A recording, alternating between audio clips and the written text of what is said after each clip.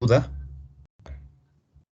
al respecto del ejercicio del pequeño cálculo que hicimos. Entonces, el ejercicio pues fue básicamente tomar en cuenta lo que se estaba consumiendo, 100 litros por día, 100 litros de agua por día, por persona, ante una comunidad de 5,000 habitantes. Entonces, calcular la cantidad total de agua que se estaba utilizando al día. Y bueno, eso referirlo a qué tanta agua se utiliza en un terreno de 1 hectárea cuando se aplica una lámina de 10 centímetros de agua.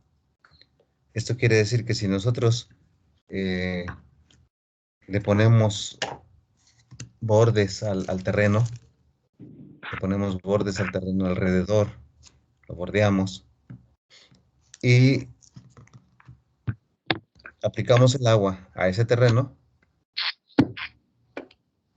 la altura que alcanzaría, que podría llegar a alcanzar o que debe alcanzar esa agua sobre el terreno sería de 10 centímetros.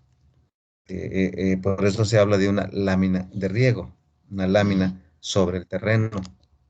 Digo, eso es una cuestión idealizada, porque en la realidad, bueno, nunca se va a lograr que la humedad avance uniformemente.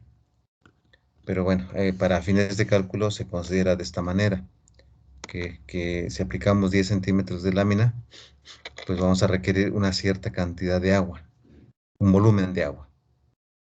Entonces, ese volumen, pues sería con los datos que tenemos, sería de 1.000 metros cúbicos, ¿sí? 1.000 metros cúbicos. Significa que con lo que consume la, la comunidad de 5,000 personas, diariamente alcanzaría para regar qué tanta superficie, media hectárea, la mitad de ese terreno, porque se estaría consumiendo 500, desechando 5.500 metros cúbicos de agua. Y para regar un terreno de 1 hectárea se requieren 1.000 metros cúbicos. Sí están viendo la diapositiva, sí se proyecta, jóvenes. Sí, profesor, pero se ve chiquita. ¿Se ve muy chiquita, muy chiquita? Creo que sí. Yo sí la veo así. A ver, Sí, a ver, ¿así? ¿Así está mejor? Correcto. Bueno. Ya me pasé de... Ahí está. Muy bien. Bueno, entonces esa fue donde cerramos la sesión pasada, porque alguien no tuve el cuidado de preguntar el nombre de la persona que había quedado con alguna duda. Espero que con esto sea más fácil la comprensión. Correcto. Bueno, entonces, por eso es que nosotros señalamos y decimos que es muy importante ser cuidadosos, manejar adecuadamente esta agua. Y bien sabemos que como ya lo han revisado ustedes en cuestiones climáticas,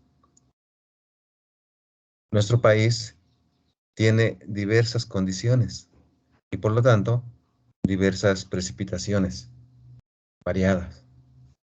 Así como decíamos, hay lugares donde llueve en exceso, mucha agua es la que cae anualmente.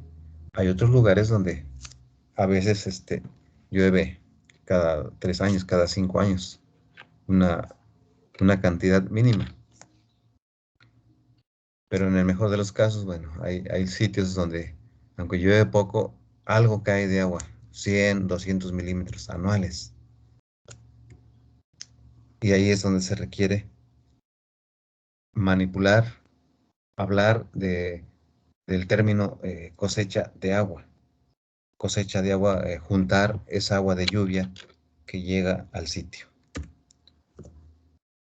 Ahora bien, entonces, como decíamos, tanto el recurso suelo como el recurso agua son, son limitantes, porque si no hay agua, difícilmente podemos producir. Y si no hay agua, pues nosotros tampoco existiríamos. En el caso de los cultivos, bueno, la mayoría de ellos, los cultivos comerciales extensivos, pues se da en terrenos donde el sustrato esencial principal es el suelo. Entonces, si no hacemos ese uso racional, pues nos ponemos en peligro nosotros mismos, ponemos en peligro nuestra existencia. Y de esta manera, bueno, pues ¿qué es lo que está ocurriendo en la actualidad? Desde hace varios años, pero actualmente sigue dándose. Una de ellas es la explosión demográfica. ¿Qué significa esto? Que que cada vez somos más. Cada segundo que pasa, somos más población a nivel mundial. Cada segundo que pasa. ¿Sí?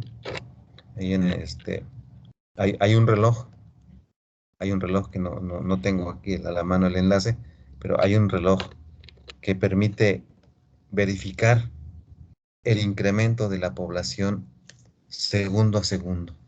Segundo a segundo, cuánto está incrementando la población mundial. Entonces, y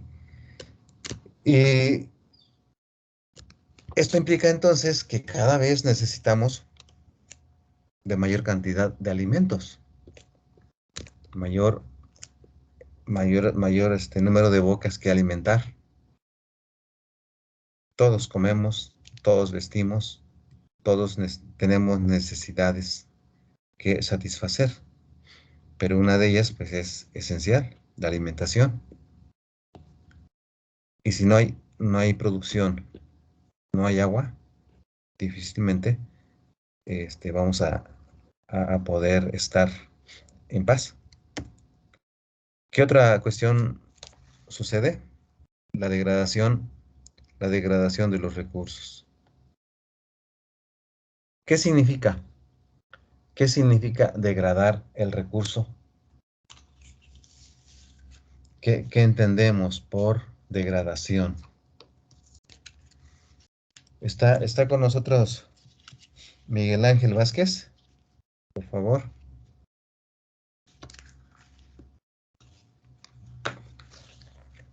Sí, profe, aquí estoy. Buenas tardes. Buenas tardes. ¿Qué idea tiene usted acerca de degradación? Hablemos de una degradación general o bien nos referimos a degradación del suelo. Bueno, Como que se le... degradación de suelo se refiere a que los suelos se van gastando, por ejemplo, cuando lo explotamos o también se puede degradar naturalmente. Muy bien. Es cierto, entonces degradación es que el suelo pierde su su potencial productivo. Esto tiene que ver, tiene que ver con el manejo, con el cuidado que se da.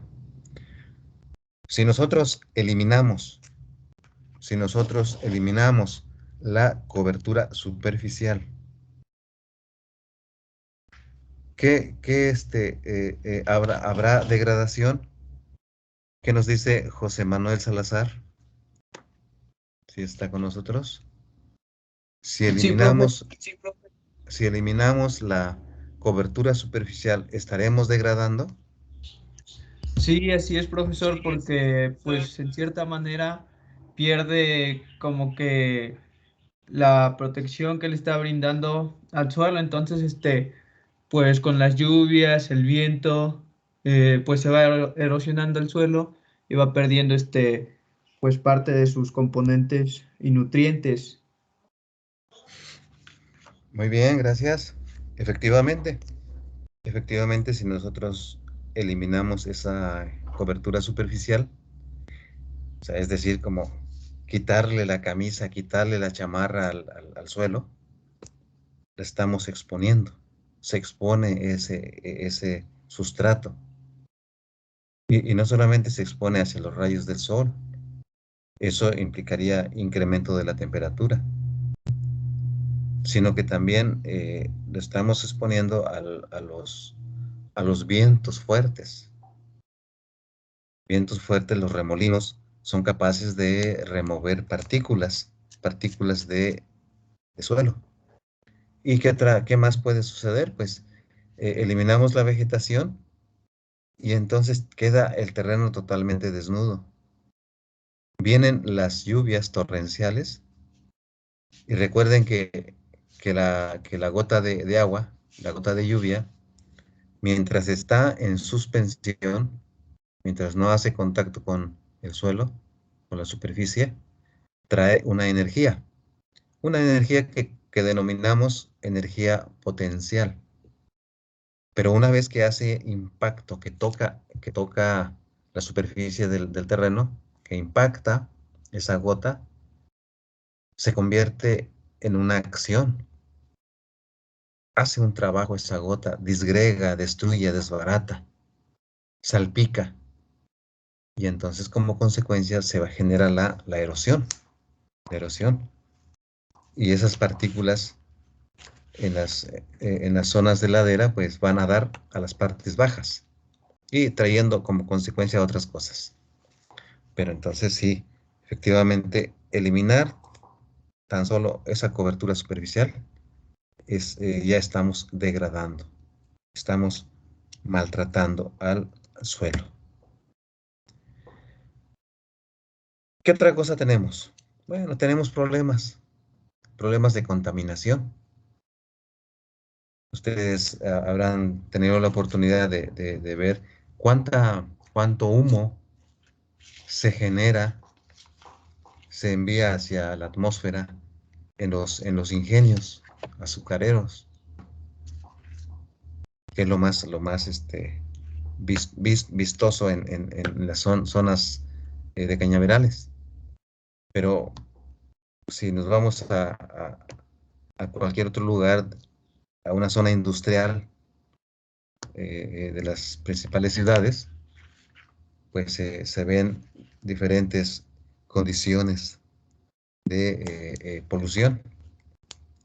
Entonces, eso afecta desde luego al ambiente, afecta al ambiente en el que nosotros andamos, en el que estamos, en el que vivimos, ¿sí?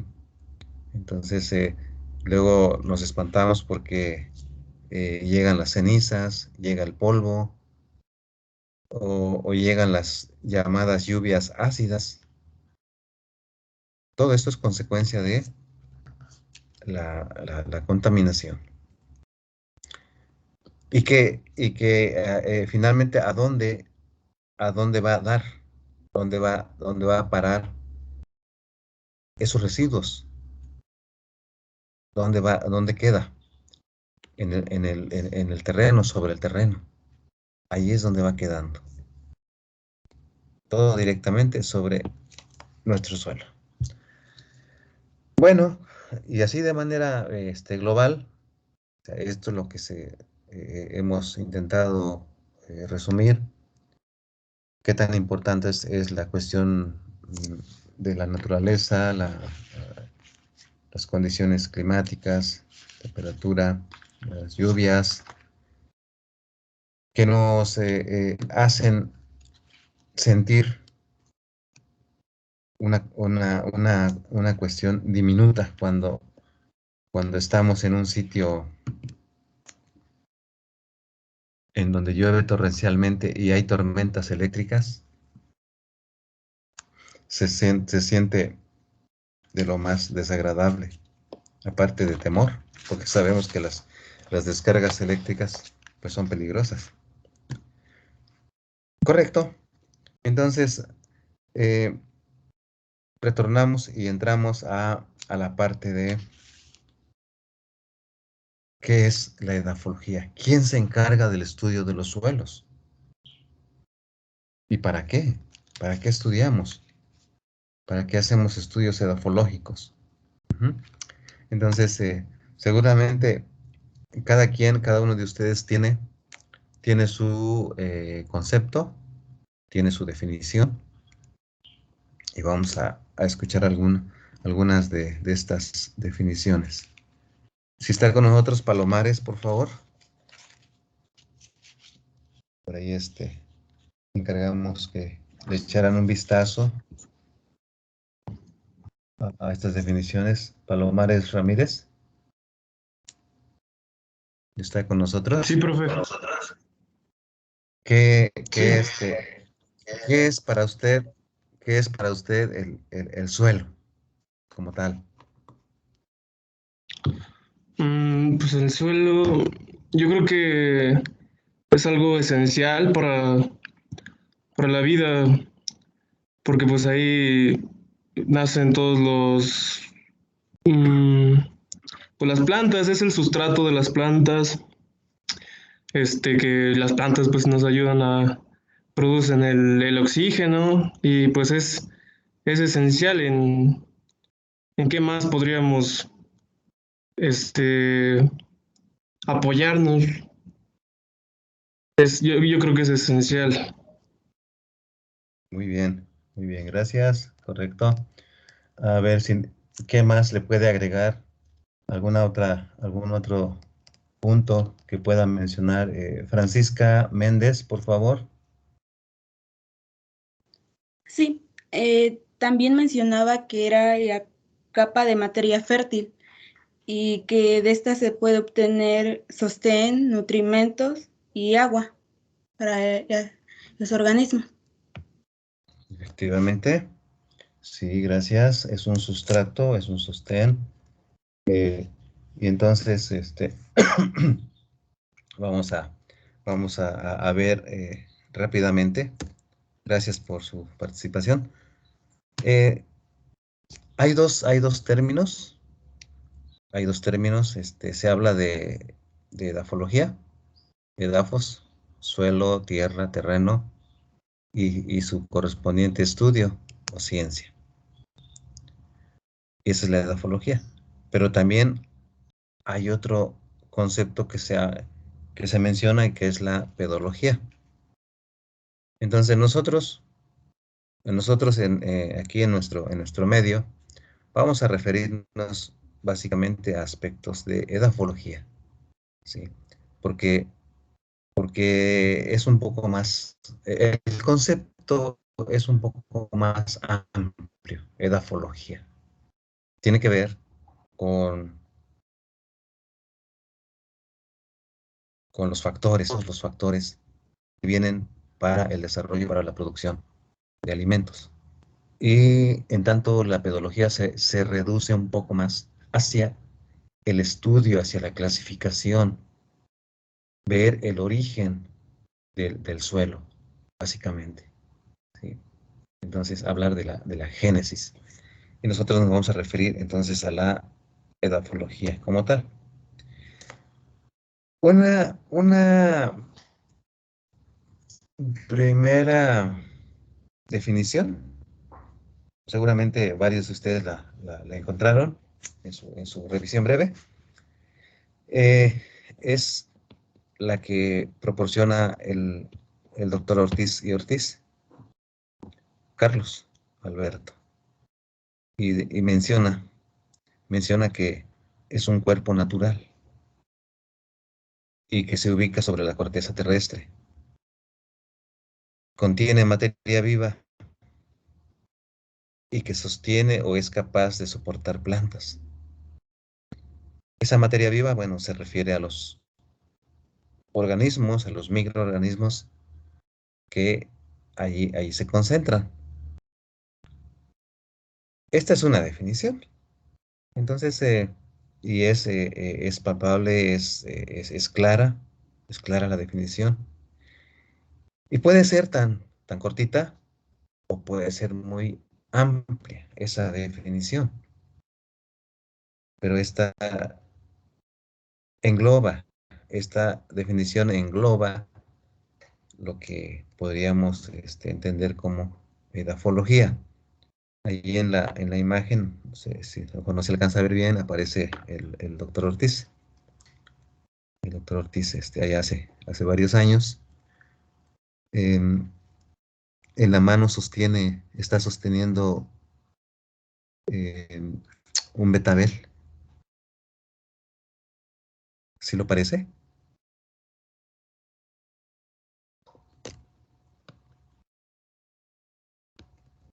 Sí parece betabel. Parece que sí, profe. Es un betabel. Es un betabel gigante. ¿Alguno de ustedes habrá escuchado de un señor de Valle de Santiago, Guanajuato, que produce hortalizas gigantes? No recuerdo el nombre del señor, parece que todavía vive. Entonces, es un betabel gigante el que tiene el doctor en la mano. ¿Sí? Un betabel como de 3 kilos, 3 o 4 kilos. Es bastante grande. Bueno, precisamente allí nos estaba dando una cátedra hace muchos años sobre la importancia del sustrato. Bien, ¿qué otra cosa? Pues el concepto como tal, el término, decíamos, bueno, nosotros hablamos de suelo, pero si al productor, al agricultor le preguntamos qué es, pues decía, seguramente esto que está escrito, que es el lugar donde se desarrollan los cultivos, fue una conjunción de ideas que yo encontré en un taller que dimos a un grupo de productores, ¿sí? Y por eso yo al inicio les decía, bueno, con los productores, con los campesinos, pues es un poco complejo señalar o mencionar, utilizar los tecnicismos, porque el término suelo es algo técnico, muy técnico, y los señores tierra, hablan de tierra. Bueno, entonces, ¿qué más tenemos? Aquí tenemos otra definición. Yo les decía, hay tantas definiciones, pueden ser cortitas o pueden ser grandotas, ¿sí? Entonces, a ver si lo voy a hacer un poquito más amplio, a ver si lo alcanzan a leer.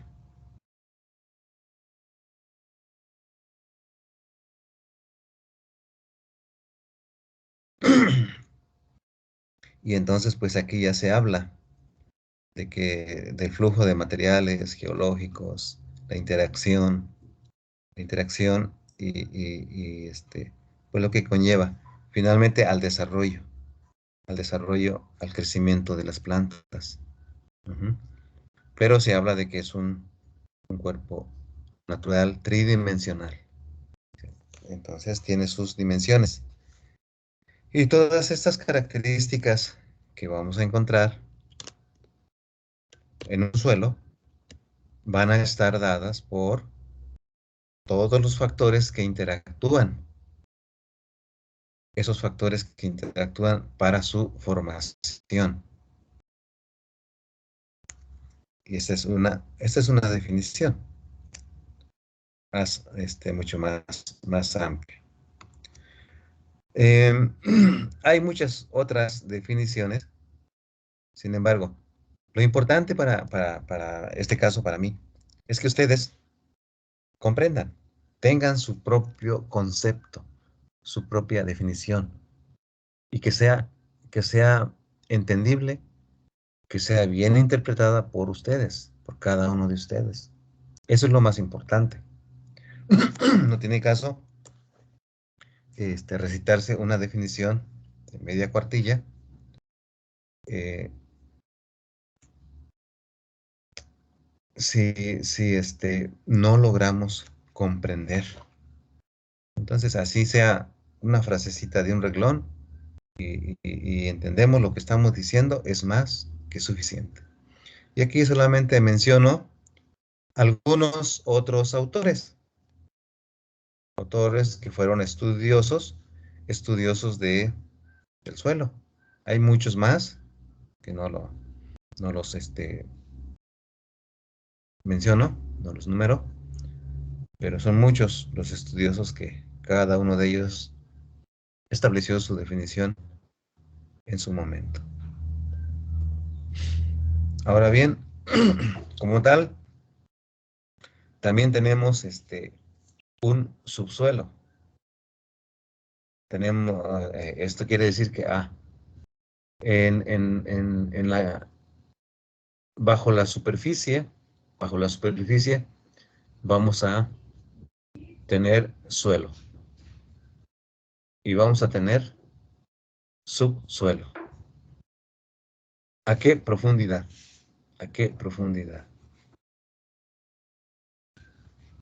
De manera práctica se menciona que el suelo, la capa arable, llega hasta la parte más removida, la que más se trabaja. Si es un terreno mecanizado, pues normalmente los implementos agrícolas llegan a 30, 35 centímetros, dependiendo de las condiciones de ese suelo, condiciones físicas. Hasta ahí es la capa arable, es el suelo. Y después de esa profundidad encontramos el subsuelo. Entonces, que digamos bien definida la profundidad a la que empieza el subsuelo, no está. No se tiene, digamos, dimensiones, longitudes, profundidades, no se tiene.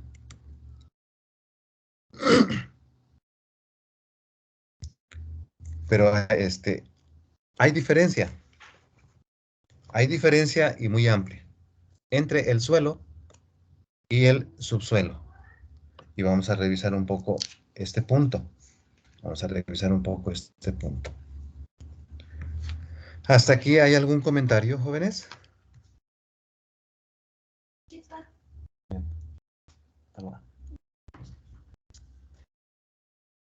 Yo tengo una duda.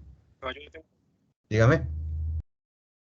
¿El subsuelo está Adelante. entre los 20 y 30 centímetros de profundidad?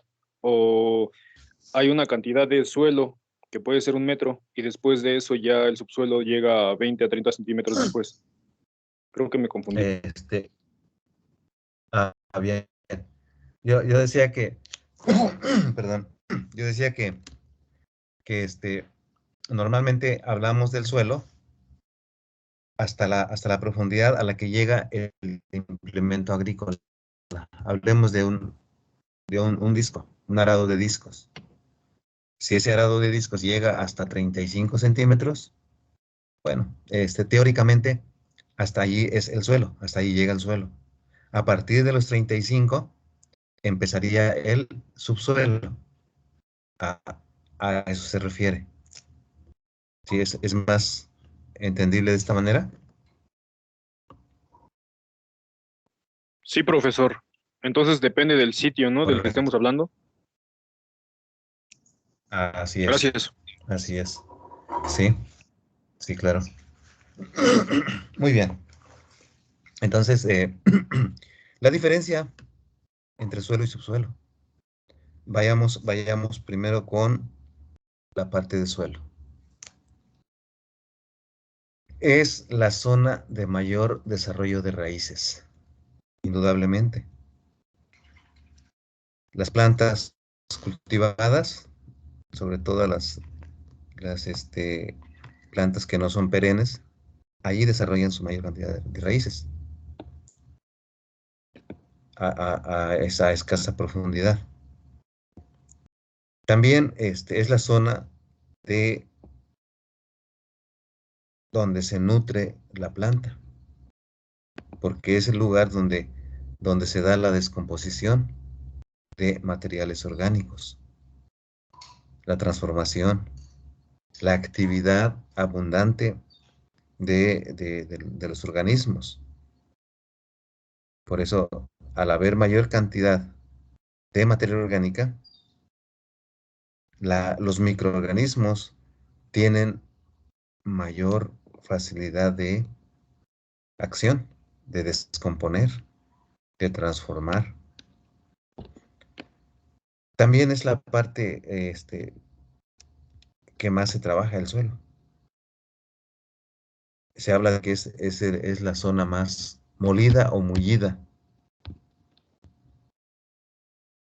Y se habla de que es el asiento de actividades como cuáles, como el encalado, que se da en la zona sur-sureste, en varios lugares, el fertilizado, el drenado, que se hizo mucho, pues se construyó muchos kilómetros de dren en la zona de Cárdenas, Tabasco, hace varios años para eliminar el exceso de humedad. ¿Y con qué finalidad? ¿Por qué se encala? ¿Por qué se fertiliza? ¿Por qué se drena? La finalidad es aumentar la productividad, incrementar la producción de alimentos. Tan solo en un viaje de prácticas, de estudios, a la zona de Sonora, Obregón, Sonora, que es una de las regiones mecanizadas, muy mecanizadas, nos decía, nos preguntaba más bien a nosotros que cómo el capataz del rancho, nos preguntaba que cómo medíamos nosotros la cama, cómo veíamos, cómo evaluábamos la cama de siembra para decir que ya estaba bien. Y pues nosotros con nuestra teoría en ese entonces que llevábamos como estudiantes ya de séptimo año, decíamos, bueno, pues es que nos soltábamos ahí con esa teoría, ¿no? Es que tiene que haber una buena agregación, tiene que haber un buen tamaño de estructura, tiene que haber una buena retención de humedad, bla, bla, bla. Y entonces el capataz nos dijo, bueno, aquí no hablamos mucho de esas cosas. Para ver que el terreno ya está bueno para sembrar, ya está bien trabajado, simplemente camino unos metros sobre el terreno. Si yo me hundo en ese terreno, se hunden mis botas, ya está bien. Y entonces resulta que el terreno estaba totalmente mullido, molido, hecho talco, hecho polvo. ¿Y qué ocurría con eso? Que con las primeras lluvias se formaba una capa endurecida en la superficie.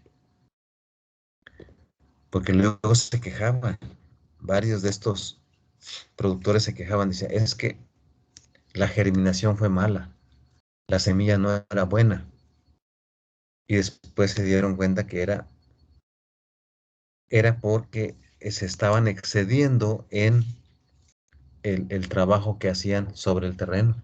Estaban pulverizando totalmente, habían estado pulverizando al suelo, o sea, deshaciendo la estructura de ese suelo. Y entonces con las primeras lluvias que caían sobre el terreno, se formaban pequeñas costras superficiales, pequeñas capas endurecidas. Y eso hacía que la planta tuviera problemas para germinar. Y posteriormente empezaron ya a utilizar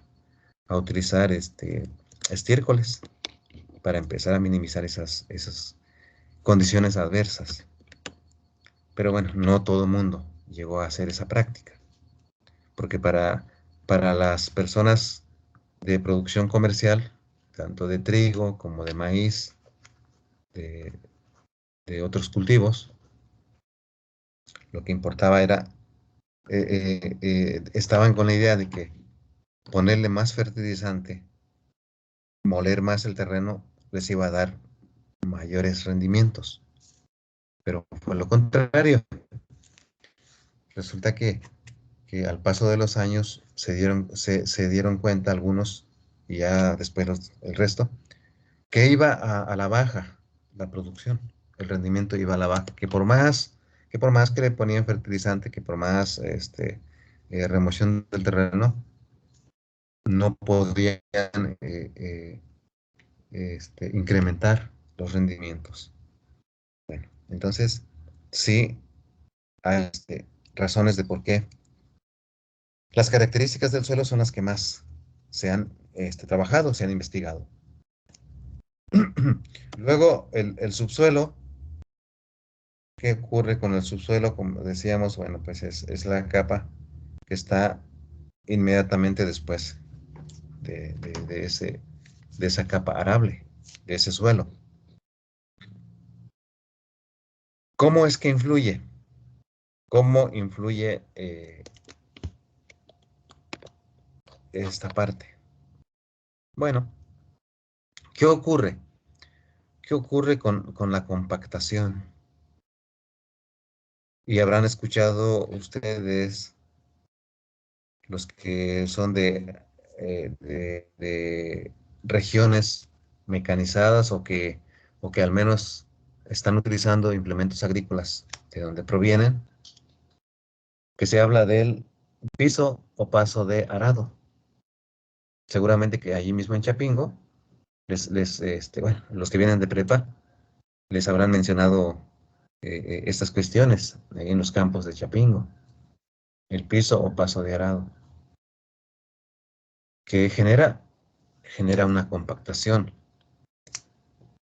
Y no es precisamente en los primeros 25 o 30 centímetros, sino es después de los 30. A veces se encuentra ese piso o paso de arado a los 30, a los 35 centímetros.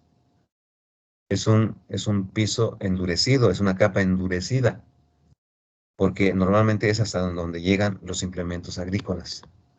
Y por eso se recomienda que cada cierto tiempo, cada cierto número de años, se meta un cincel, se roture y se habla de un subsoleo o de un subsuelo, un subsolador,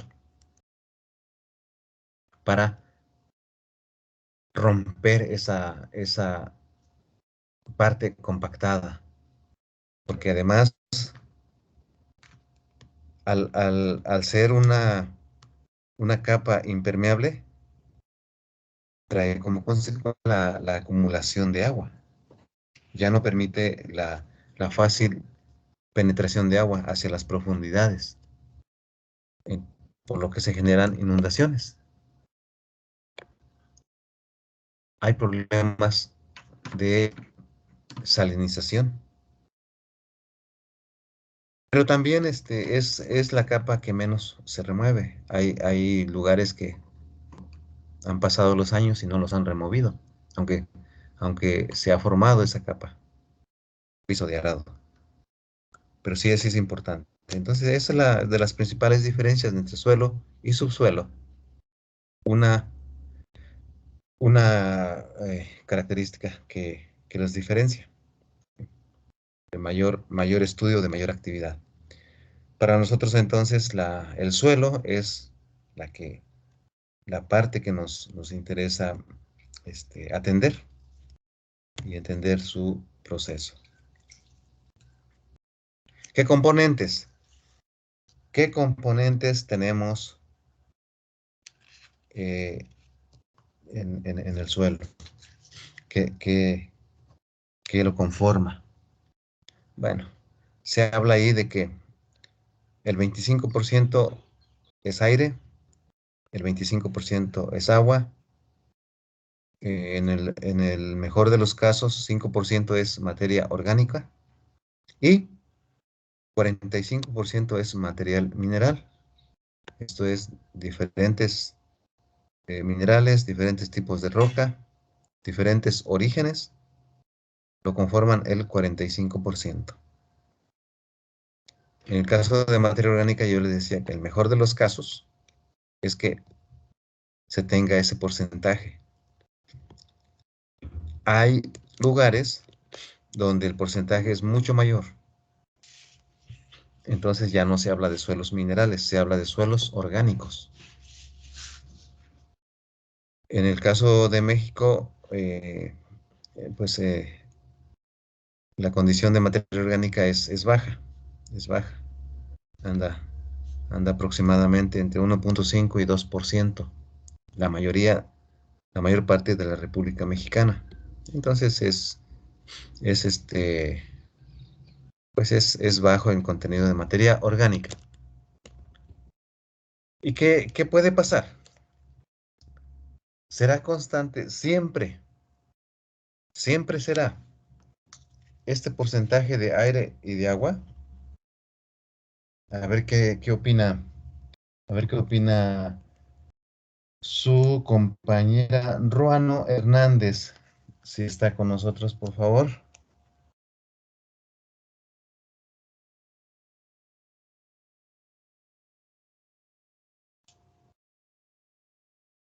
Algo desde Huejutla, a ver qué nos comenta Marta.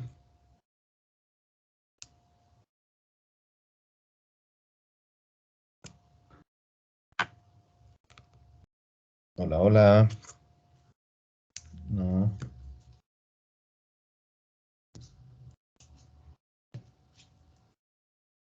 Bueno, entonces, Romero Profesor, García, dígame. sí soy yo. ¿Sí? Ah, Yo creo dígame. que sí tiene que variar porque cuando aumenta el oxígeno o aumenta el agua es cuando la materia orgánica también se empieza a descomponer, ¿no? Y la poca que tenga se tiene que descomponer para que después sea aprovechada. Romero García, correcto. Efectivamente, tiene que ver, ¿sí? Conforme, vamos a pensar que eso suma el 50% del total de volumen, agua más aire. Pero cuando se satura el suelo, cuando hay una saturación por agua, quiere decir que se desaloja el aire e incrementa la cantidad de humedad. Eso es cierto. Hay una variación entonces. Entonces el movimiento es inversamente proporcional. Aumenta el agua, disminuye el aire. ¿Mm? Es correcto. Gracias. Gracias. Correcto. Entonces ahí tenemos esto. Y si lo queremos ver de otra manera, ahí tenemos las variaciones en cuanto a la cuestión del agua, del aire. Lo que la pregunta que acabo de hacer. Ahí se ve con las flechas. Con las flechas qué es lo que sucede. ¿Sí? Muy bien, entonces esto se relaciona con los componentes. ¿Qué más tenemos? ¿Por qué es importante? ¿Por qué es importante el estudio de los suelos? ¿Por qué, por qué nos enfocamos? ¿Por qué tenemos que revisar? ¿Por qué tenemos que analizar? Uno de ellos es básicamente en el manejo de los cultivos. Nos interesa, que el terreno sea arable, sea manejable, que sea fértil, que evitemos problemas erosivos. Y algo también importante es que la humedad que se retenga sea duradera esa humedad y de buena cantidad. He ahí entonces la importancia del manejo en los cultivos. Todo esto se debe trabajar a conciencia, porque no solamente es roturar, arar, tampoco solamente es aventar fertilizante. Se tiene que manejar la cantidad de ese producto químico que se utiliza o del producto orgánico. Se tiene que manejar esa cantidad para evitar problemas posteriores. Recuerden que los excesos traen problemas. Ahora bien, dentro del área forestal y pecuaria, se habla del manejo de cuencas hidrográficas, la explotación correcta de bosques y praderas, en la introducción de nuevas especies, tiene que ver el aspecto edafológico, y más aún cuando se establecen viveros. En el caso de los viveros, bueno, pues se tienen que mediar material orgánico, cantidad de suelo, revolver diferentes condiciones. En todo caso, al suelo, dependiendo si es muy arcilloso, bueno, pues se le agrega algo de arena para cambiar la textura. Importante es la carga animal. Los que tienen potrero o los que han estado cerca de un potrero, digo, esto es a campo abierto, hablamos de potrero, no de ganado estabulado, sino en potrero, pues sabemos que los animalitos hacen sus veredas, hacen sus caminitos sobre el terreno, y es más notorio en los terrenos de ladera, que se van formando pequeñas terrazas, ¿sí? Entonces ahí es importante la carga animal, sabiendo cuál es la condición del suelo. Bien. Hasta aquí, perdón, me falta aquí lo de la caracterización y delimitación de tierras. ¿Qué significa? Bueno, significa delimitar, hacer delimitaciones de áreas con diferentes condiciones, ya sea de uso, hablamos de tierras con diferentes usos. Decíamos, puede ser agrícola, puede ser pecuario, puede ser forestal, puede ser un área recreativa o puede ser un área conocida como miscelánea, donde se trabaja con las cuestiones de explotación minera, ¿sí? Entonces son diferentes actividades que se hacen con la caracterización y delimitación de tierras.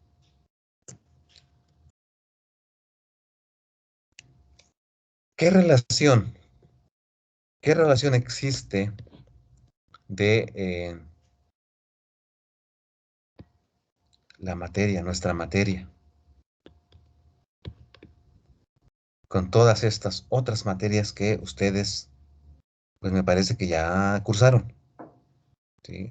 Digo, son algunas, hay muchas otras materias que seguramente no tengo aquí anotado, pero en el área agronómica ustedes ya cursaron, ya llevaron climatología, llevaron tal vez geología, así a grandes rasgos, geomorfología, botánica, química, desde luego, ecología, geografía, fisiología vegetal, bueno, a lo mejor la están llevando, la van a llevar, pero son materias que tienen que ver con aspectos agronómicos, digamos, botánica. Ustedes van a llevar dentro de su carrera identificación de pastizales, una materia que ha llevado a varios de sus compañeros ya egresados, los ha llevado a otros lugares a competir, obteniendo muy buenos lugares, muy buenos sitios en el extranjero.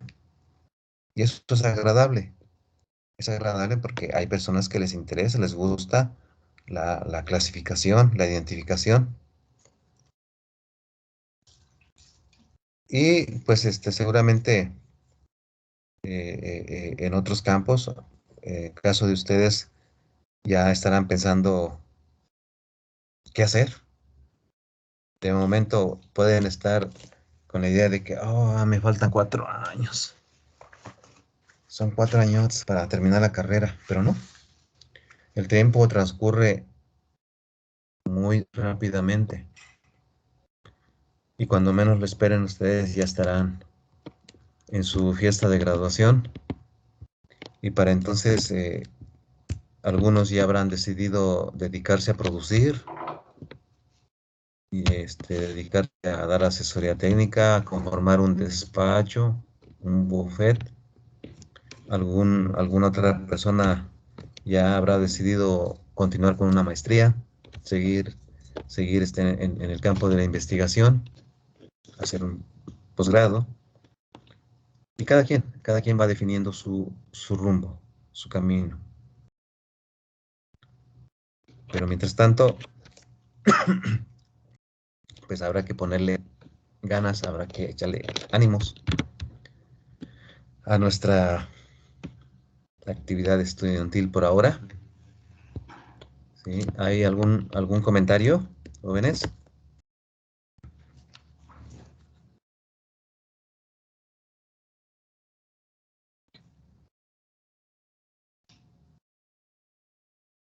De momento no, profesor. Bueno, gracias. Y yo sí tengo una pregunta. Yo sí tengo una pregunta. Decíamos,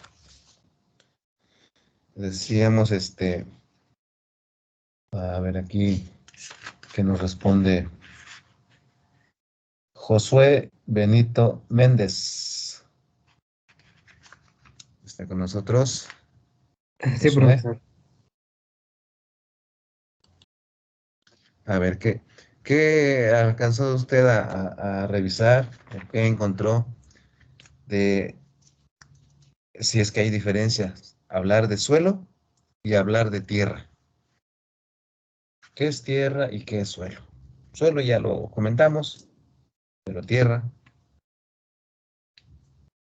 ¿qué es?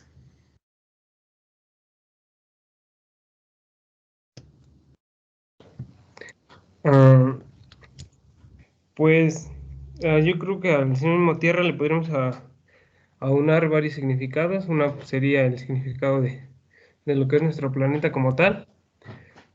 Y la otra, pues solo es como que la importancia que tiene como una masa material pues, para la ciudad, como para asentamientos poblares, y el suelo ya se remonta más hacia lo que es la parte productiva en la parte de la agronomía.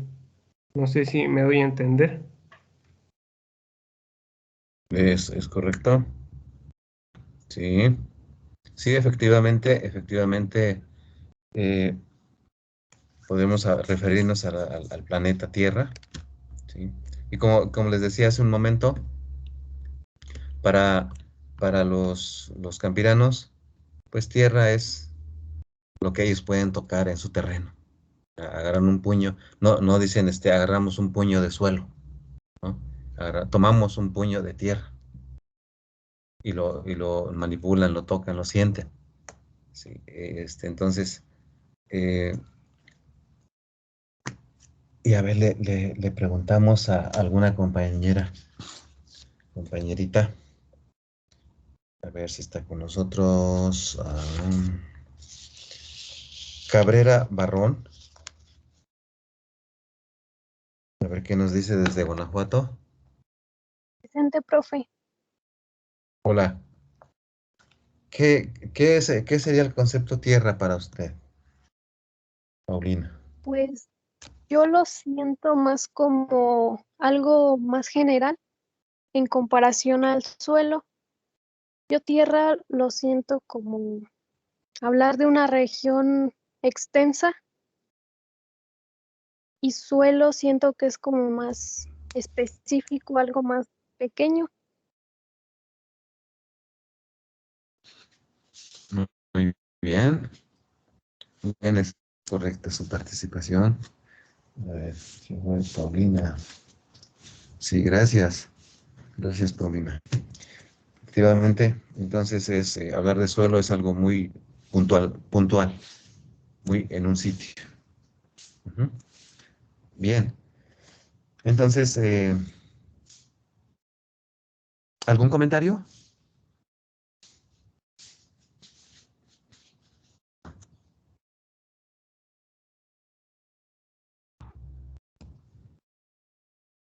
Bueno,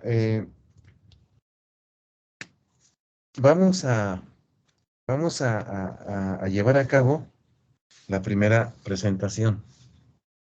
¿Sí? La primera presentación individual. Y como no es nada complicado lo que se va a plantear, entonces vamos a empezar mañana. Mañana a la hora de clase empezamos con estas presentaciones individuales. Y va a consistir en que ustedes presenten máximo, por máximo, 3 minutos, ¿sí? 3 minutos, no más, porque somos muchos. Un tema. Un tema que no tenga que ver con nuestra materia. Quiero decir, bueno, pues pueden hablarme de las mariposas, me pueden hablar de las abejas, me pueden hablar de las diatomeas, algo que a ustedes les llame la atención o que les haya llamado la atención, algo muy ustedes.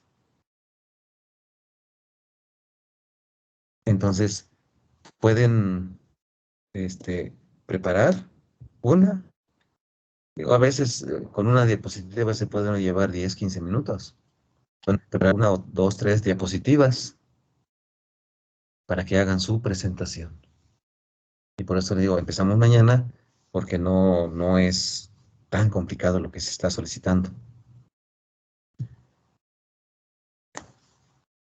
¿Hay alguna duda al respecto?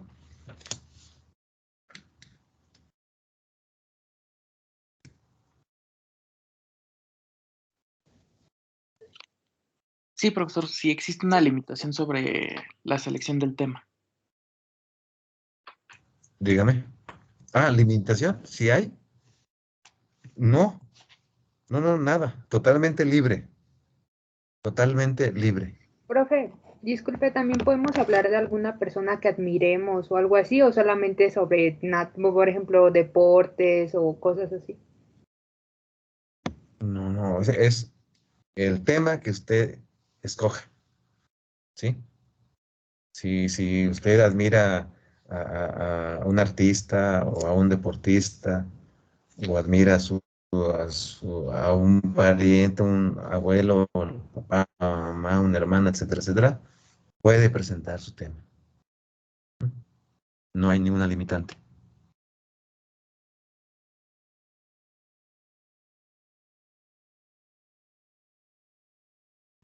¿Sí estamos?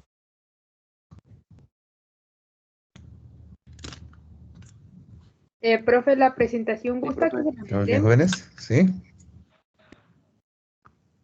Perdón, ¿la presentación qué? ¿Gusta que se la mandemos o ya mañana que la presentemos? Una vez que la presente, sí.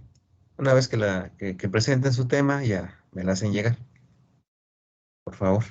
Sí, sí tienen mi correo, ¿verdad? Ya se los había dejado en el chat. Al correo, al correo al que quiero que me manden los trabajos. Porque les había comentado que normalmente para los trabajos no utilizo el correo institucional porque se me llega a saturar. Sí, bueno, llega mucha información y entonces se me puede escapar, ¿no? Revisar algún trabajo, ¿sí? Entonces, al correo personal, por favor. Bien, ¿algo más? ¿Algún otro comentario?